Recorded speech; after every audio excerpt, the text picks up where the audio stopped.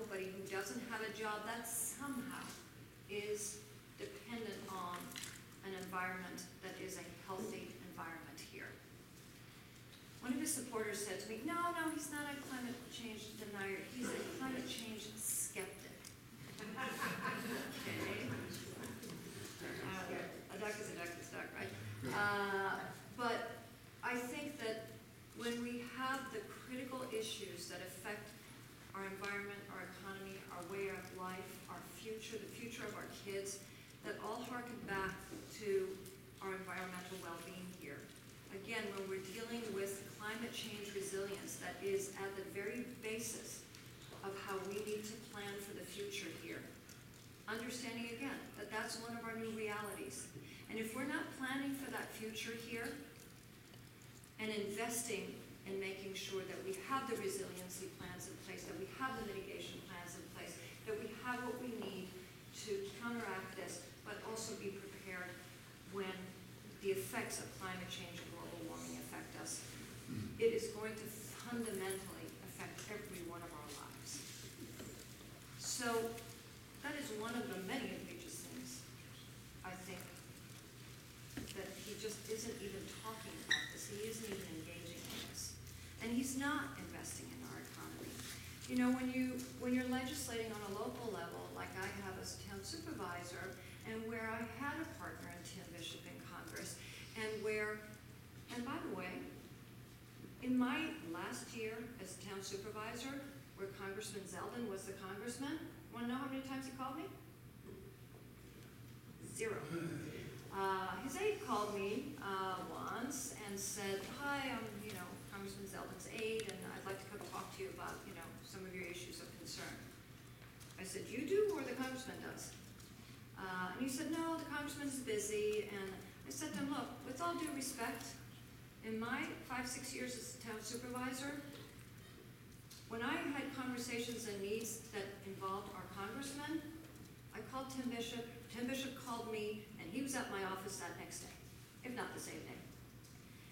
He was boots on the ground. He was responsive and understood on a very fundamental level what it meant to be a representative in Congress, and understood that if we on the local level didn't have a representative in Congress that understood that partnership, the partnership with the Army Corps, the partnership with FEMA, the partnership with all of the federal agencies, that we need to function on a local level.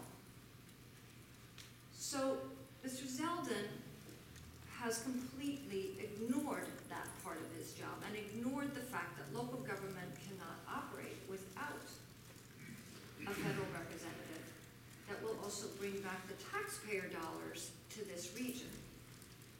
Again, on a local level as a town supervisor, we took unprecedented advantage and were very aggressive in going after grants and funding for many of our projects on a local level. And that's bringing taxpayer dollars back to this region. And if you have a representative in Congress that is not bringing those taxpayer dollars back to the region, then he is failing. And Congressman Zeldin has failed us since day one on that. And then we know the rest. We know he's voted to defund and privatize Medicare. We know he's voted to defund the Pell Grants. Talk to my kids about that one. I've got 4 kids that are drowning in college debt. My youngest one was smart enough to do 2 years of community college and then go on to a 4-year accreditation because the 3 older siblings said, don't do what we did.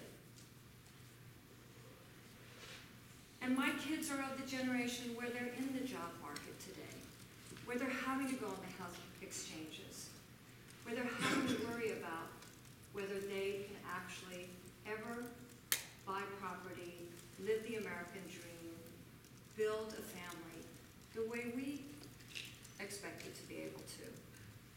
And when you have representatives in Congress that are voting in every way against allowing people like us and our kids to build their dreams, we are so fundamentally failed.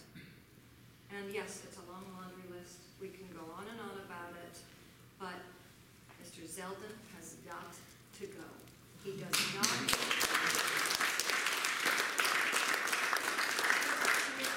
Has he shown us that he does not represent this district, and we need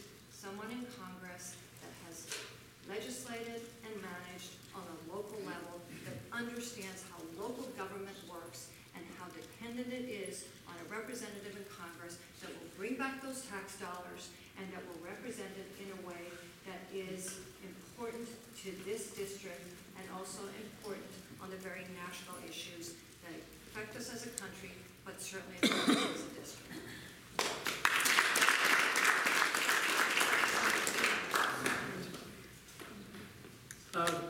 The chair of the Eastern Democratic Committee has reminded me that our candidates have other appointments, so we're going to go directly to the last question, and each person will have 5 minutes to answer that question. And we'll turn to Ms. Thornholz first. And the question is, if elected, how would you divide your times between congressional work in Washington, fundraising, and maintaining a presence in the Suffolk communities you would serve? First of all, let me just say that I'd stay here all night. So if you want to stay, I'll stay and take all of your questions. And, you know, because there's so many issues, they're so important. We're at such a crossroads on a local level and on a national level. And the issues are just so many. But how will I divide my time? I think it's a crucial question. Because you can't do what Mr. Zeldin did and get elected. First of all, selling everyone who did vote for him. I think there's a lot of buyer's remorse out there, but people who did elect him, because he said he was going to be a moderate. He was going to reach across the aisles. He was actually going to get the job done for this district. And we all know he was definitely of that sort. So, dividing your time between being here, being boots on the ground, being the kind of representative that Tim Bishop was, where he would spend more time in the district, more time in his office, more time going out in the community, and understanding what the issues and the day-to-day needs are. Frankly, very much the way I legislated and managed as town supervisor. Everyone knew I had an open door policy. Everyone knew I didn't care what your party registration was, what your problem was, who you were, what your income was. I didn't care about any of that. And some people would say to me, "You've never asked me, you know, if I'm a Republican or not. You never asked me." I said, "I don't care. You're a constituent. I don't care." And anyone who represents us on any level of government shouldn't care.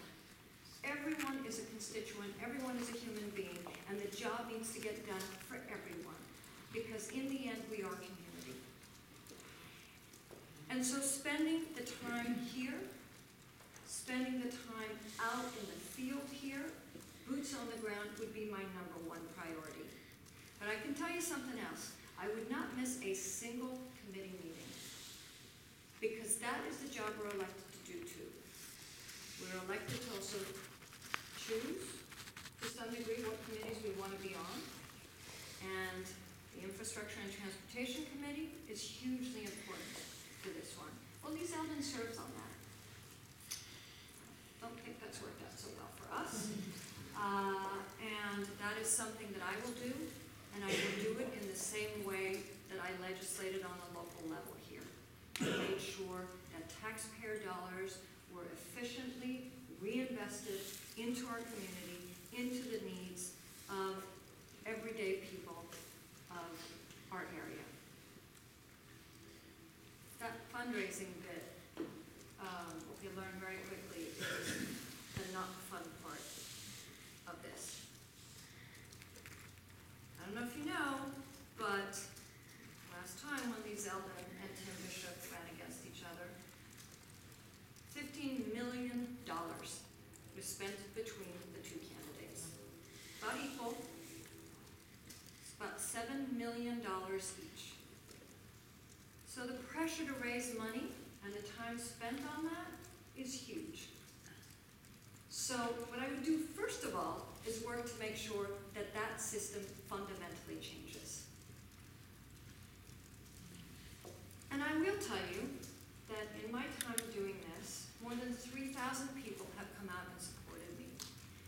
The average contribution to my campaign is $135. 80% of my donors have given less than $50.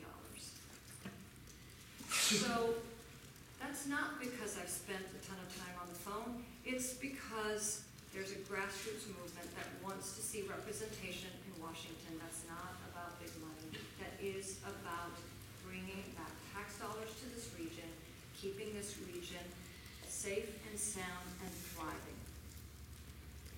So I would spend the time as much as I can in the district, out in the district, boots on the ground, and then the time that I needed to in Washington to make sure that I fulfilled my committee duties, and also that I get other members of Congress to work with me,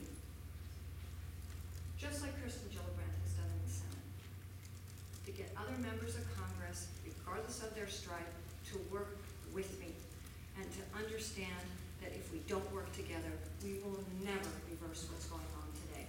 It's what I did on a local level. 6 out of my 8 years in office, I was in a minority, but I got the job done because I knew I had to get the job done because you all elected me to get the job done. And that's no different when you go to Congress, and that is how I will represent in Congress.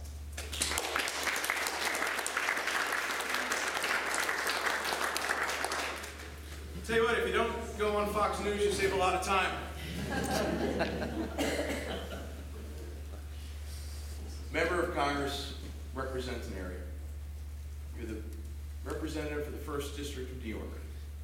Your job is to know and understand and be with the people of the 1st District of New York and to represent them in Washington and not represent Washington back here. So I absolutely believe I would spend the vast majority of my time here and obviously representing the people on the days we need to be in Washington. But you don't know the problems, you don't know the local issues unless you're here on Long Island and here in Eastern Suffolk County. And then you go to Washington, you advocate for those issues, etc. You build coalitions. As chair of the Planning Commission, I've worked with, we have a broad range of people on the Planning Commission, Democrats, Republicans, Independents. We brought them together to get things done. I've worked with the town supervisors of all different parties, Democrat, Republican, Independents, etc. We get together to get things done. In the Congress, I helped start the Caucus on Innovation and Entrepreneurship. I noticed that there was no caucuses or clubs in the House of Representatives. I noticed there was all these random clubs, if you will, but there was nothing focusing on job creation.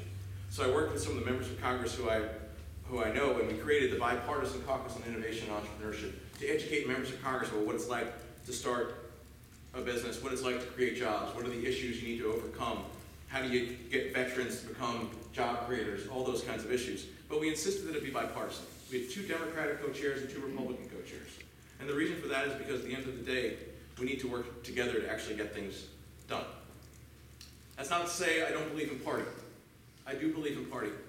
I've been a Democrat since I was 18 years old. I believe in building the Democratic Party because I believe that the Democratic Party is the best vessel for moving our economy forward and moving our country forward and making sure that all of us are in this together. It's about our And that's why I'm honored to have the support of virtually every elected Democrat in this district. All right. Starting with folks here in East Hampton. I want to thank the folks, all the Democrats on the town board who've endorsed me, Supervisor Larry Cantwell, the Deputy Supervisor Peter Van Scoyoc, I know Sylvia Overby's here, and Kathy Burke-Gonzalez. Thank you all for your support. I also want to thank the Democrats from Southampton for their support. Every Democratic member of the town board of Southampton in the last 10 years has endorsed my candidacy. And I know that they're here today. Sally Pope, Bridget Fleming, thank you, Bridget. John Bouvier is now a member, just elected just in November. And exciting news in Southampton, we now have another town board member coming on, Julie Lofstead, who will be sworn in hopefully in the next week or so. I'm honored to have their support because as someone who's worked to build the Democratic Party both locally and nationally, I believe that's something we need to continue to do. We need to strengthen our town parties. We can win this seat in 2016, but we don't hold this seat in 2018 unless we strengthen the Democratic Party here in Suffolk County. That starts with here in East Hampton, in Southampton, in Southold, and Shelter Island, in Riverhead, and Brookhaven, and Smith Penn. And I am committed to working with you on that because that is the work I have done as a leader of our national party, as well as involved at the state level and the county level here. I'm honored to have the support of John Durso, the head of the AFL-CIO here on Long Island. I'm honored to have the support of many labor unions. I'm also honored to let you all know that I've just been endorsed by one of our leading environmental groups, the Long Island Environmental Voters Forum, compared my record, Anna's record, to Lee's record, and has decided to endorse me. So I'm honored to have those support. But at the end of the day, for me, being a member of Congress is a critically important job. And it's a critically important job because it also reflects my other really important job. I've had a lot of jobs in my career, and I've been busy, done a lot of things. But the most important job I have is being a father to my 3 kids. Sarah's 10, Peter is 8, and Meg is 4 and crazy. She keeps us hopping. But the Long Island that they're going to grow up in is a very different Long Island than the one I grew up in. We face economic pressures like we never have before. We have a housing crisis where I don't know if my kids are going to be able to stay here. We face environmental threats like we never have before. We face national security issues we never dreamed of. We need a member of Congress who's going to go fight for this district, who's going to go fight for the Sarah and Peter and Meg of the world, and all our kids and grandkids. Because at the end of the day, we only get one shot at bringing them up the right way and giving them a place to live that's as special as the place where I was able to grow up, and many of you have been able to grow up. So I appreciate this opportunity. I want to thank the East Hampton Town Democrats for giving all of us, both Anna and I, the opportunity to be before you. However we divide our time in Congress, just know that it's going to be time better spent at Lee Zeldin's spending, right? And let's go beat him in November, please. Thanks very much.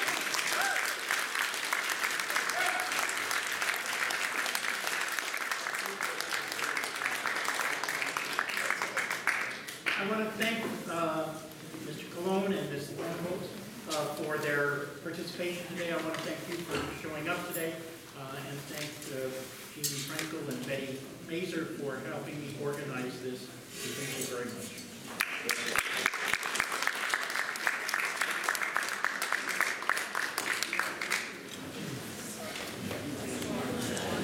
Thank you so much.